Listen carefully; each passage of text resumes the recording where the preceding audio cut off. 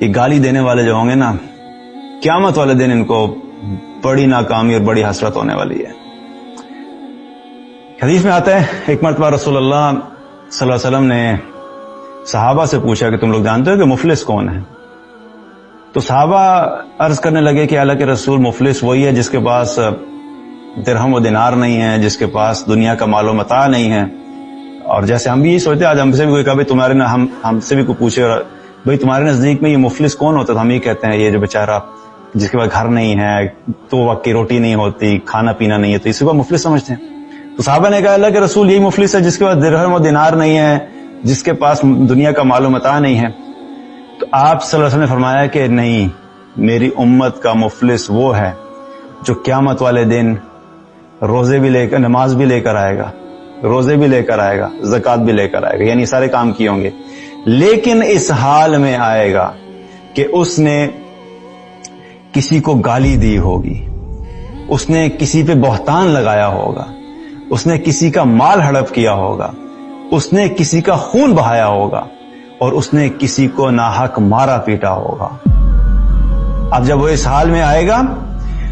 تو آگے کیا بتایا کہ اللہ سبحانہ تعالیٰ پھر ان لوگوں کو بلائے گا اس دن جن کے ساتھ اس نے یہ زیادتیاں کی تھیں، اور پھر اللہ سبحانہ تعالیٰ کیا کہے گا کہ اس کی نیکیوں میں سے نکال کے ان سارے لوگوں کو دے دو جن کو دنیا میں اس نے اس طریقے سے ٹریٹ کیا تھا۔ اب آپ ذرا سینیریو سوچیں، میں آپ کو تھوڑا بتانا چاہوں ہو کیا رہا ہے۔ ایک طرف وہ شخص کھڑا ہوا ہے جس نے کسی کو گالی دی، کسی کو مارا پیٹا، کسی کے ساتھ زیادتی کی، کسی کا مال کھا کے بھاگ گیا، اور اپنی نمازیں پوری لے کر آیا ہے،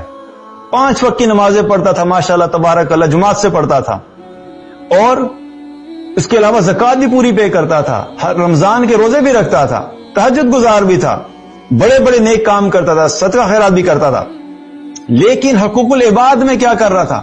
کسی کو گالی دی ہے، کسی کو مارا ہے، کسی پہ بہتان لگایا ہے، کسی کا خون کیا ہے، کسی کا مال ہڑپ کیا ہے۔ اب یہ سارے قیامت والے دن لائن میں لگے ہوئے ہوں گے اس کے سامنے، اور کیا کہا جائے گا؟ اس کی نیکیاں اٹھاؤ اور ان کے حقوق ادا کرنا شروع کرو۔ اب اس سے نیکیاں لی جا رہی ہیں، اس کو دیے، اس سے نیکیاں لی، اس کو دی، اس سے نیکیاں لی، اس کو دی، جو بھی جن کے ساتھ اس نے زیادتی کی تھی، اب اس کی نیکیوں سے نکال کے ان سب کے حقوق ادا کیے جائیں گے۔ اب آپ سوچیں کتنی خطرناک بات ہے یہ۔ کچھ لوگ ایسے ہیں، چلیں باہر تو جو بھی ہوتا ہے سارا اخلاق باہر تو چلا جاتا ہے، گھر کے اندر اتنی زیادتیاں چل رہی ہیں، واللہ میرے پاس جس قسم کے میسیج آتے ہیں ڈیفرنٹ سسٹرز کے، میں حیران ہوتا ہوں کہ ہمارے خامند ہمیں ارسات ابیوزیو لینگویج استعمال کرتا ہے، ہمیں مارتا پیٹتا ہے، کئی میسیج ایسے آتے ہیں۔ آپ سوچیں کہ وہ خامند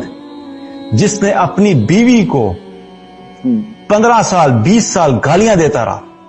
اور مارتا رہا، اور وہ اللہ کی بندی سہتی رہی، اب آپ سوچیں کہ باہر کے لوگ تو دور کی بات ہے، جب یہ عورت قیامت والے دن اپنے خامند کے سامنے کھڑی ہوگی اور یہ خامند صاحب مطمئن آئیں گے، جی میں نے بڑی نمازیں کی ہیں، جی میں نے تو بڑے حج کیے ہیں، میں نے بڑی زکاتیں پے کی ہیں، اپنی بیوی کے ساتھ زیادتیاں کرتا رہا۔ اب سوچیں کہ ہو سکتا ہے کہ اس کے پاس اگر 1 لاکھ نیکیاں تھیں، اور اس نے جو بیوی کے ساتھ جو زیادتی کی، جو گالیاں دی اور اس کو مارا پیٹا، اس کے حقوق بھی بنے 1 لاکھ۔ اب اس کی 1 لاکھ نیکیاں اٹھا کے خامن صاحب کی نیکیوں سے نکل کے بیوی کی نیکیوں میں چلی جائیں گی، اور کیا ہوگا؟ اس کو جہنم میں پھینک دیا جائے گا اور وہ کامیاب ہو جائے گی۔ یہ میں اگزامپل بتا رہا ہوں، یہ کوئی بھی ہو سکتا ہے۔ بیوی کی اس لیے اگزامپل بتا رہا ہوں کیونکہ میرے سامنے بہت سارے میسج ہے، اس کا میں بتا رہا ہوں کہ یہ بہت بڑی زیادتی ہوتی ہے، جس کو ہم یوں سمجھتے ہیں بہت سارے لوگ کہ باہر کسی کو گالی دینا تو بڑا گناہ کا کام ہے، لیکن بیوی کو گالی دینا بڑے ثواب کا کام ہے۔ عجیب مائنڈ سیٹ ہے کہ بیوی کے ساتھ بد اخلاقی کرنا، بیوی کو مارنا پیٹنا، بیوی کے حقوق ادا نہ کرنا، نو پرابلم، لوگ یہ سمجھتے ہیں کوئی مسئلہ نہیں جی بیوی ہے، حالانکہ باہر کے لوگوں کے نسبت آپ کے جو دوست ہیں اور آفس ہے اور سب ہے، ان سب سے زیادہ پہلے جو آپ کے حسن اخلاق کی حقدار ہے وہ انسان کی بیوی ہوتی ہے۔ آف کورس والدین تو ہیں، والدین کے علاوہ میں بتا رہا ہوں کیونکہ بیوی کے ساتھ جو زیادتی ہیں میں اس کی بات کر رہا ہوں۔ تو آپ سوچیں کہ کتنی خوف کی بات ہے کہ یہ وہ شخص ہے جو اپنی زندگی میں مطمئن آیا تھا کہ میں اتنی نیکیاں لے کے جا رہا ہوں، اور اپنی بد اخلاقی کی وجہ سے، گالیاں دینے کی وجہ سے، بہتان کی وجہ سے، کسی کو مارنے پیٹنے کی وجہ سے اس کی ساری نیکیاں چلی جائیں گی، اور پھر کیا ہوگا؟ اب اگر اس کی نیکیاں ختم ہو گئی ہیں اور لوگوں کے حقوق ابھی باقی ہیں کہ بھائی جان نے کوئی 40-50 سال لوگوں کے ساتھ زیادتیاں کی تھیں، اب کیا ہوگا جی؟ اس کی تو نیکیاں ختم ہوگی، اب باقی لوگوں کے حقوق کیسے پے ہوں گے؟ کیونکہ کریڈٹ ہی ختم ہو گیا، اب آپ کے پاس ہے ہی کچھ نہیں. تو کیا کہا جائے گا؟ اب ان کے جو گناہ ہیں جس کے انہیں حق ادا کرنا ہے، ان کے گناہوں کو اٹھاؤ اور ان کے گناہوں کو اس کے اوپر ڈال دو، کیونکہ اللہ سبحانہ تعالیٰ انصاف کرنے والا ہے. واللہ اگر ہمیں اس دن کے انصاف کے بارے میں پتہ لگ جائے، ایک ذرہ برابر بھی اگر کسی نے زیادتی کی ہوگی اللہ تعالیٰ بھاگنے نہیں دے گا، چاہے بیوی کے ساتھ کی ہو یا بیوی نے خاوند کے ساتھ کی ہو، والدین نے بچوں کے ساتھ کی ہو، بچوں نے والدین کے ساتھ کی ہو، انسان نے اپنے آفس میں کی ہو، باہر کی ہو، محلے والوں کے ساتھ کی ہو، خاندان والوں کے ساتھ کی ہو، ایک ذرہ برابر بھی آپ نے کسی کا زیادتی کی، اللہ بھاگنے نہیں دے گا اس دن. دنیا میں آپ جدھر مرضی بھاگ لیں، آپ دنیا کے قانون سے بھی بھاگ سکتے ہیں، پولیس سے بھی بھاگ سکتے ہیں، کورٹ سے بھی بھاگ سکتے ہیں، جج سے بھی بھاگ سکتے ہیں، لیکن قیامت والے دن اللہ سبحانہ تعالیٰ پکڑے گا اور ایک ایک زیادتی کا حساب دلائے گا. اب جب اس کے نامہ اعمال میں سے نیکیاں ختم ہو جائیں گی، ان کے گناہ لیے جائیں گے اور اللہ ان کے اوپر ڈالے گا، کیونکہ اللہ نے ان کو کمپنسیٹ کرنا ہے. اللہ بغیر انصاف کے